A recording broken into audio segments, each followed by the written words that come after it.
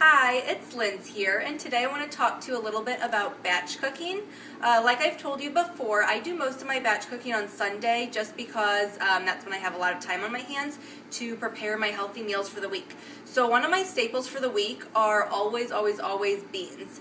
They are super easy to prepare and very versatile. I can use them in several different dishes, breakfast, lunch, and dinner. And if I don't think I'm going to use all of them, I can easily put them in a freezer bag and stick them in the freezer for when I do need them. So I'm going to show you how easy batch cooking can be and that it does not take a lot of time or preparation, really just about 5 minutes of prep work. So first, get your bag of dried beans. I like the Full Circle organic beans. I like pinto beans, black beans. I also go to Whole Foods and get beans from their bulk section. So whatever kind of beans you prefer, this is a pound of dried beans, which makes a very big batch. So some people soak them, and that's fine. That does take a little more preparation. I don't find the need to, but I do just rinse them off before and kind of sort through to make sure there's no little rocks or stones in there.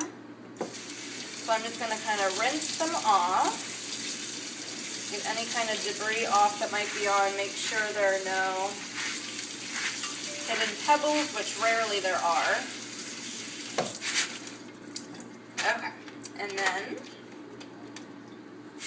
I use my crock pot, and all you do, throw them in.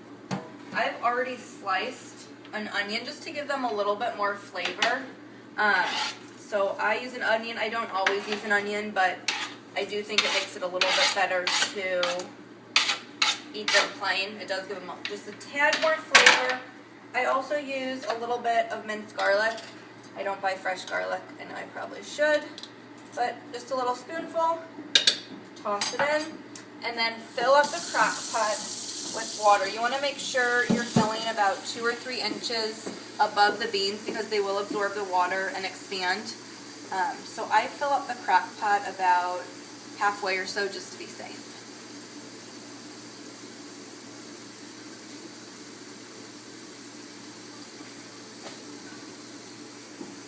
Alright, then you stick them in, cover. I turn it on low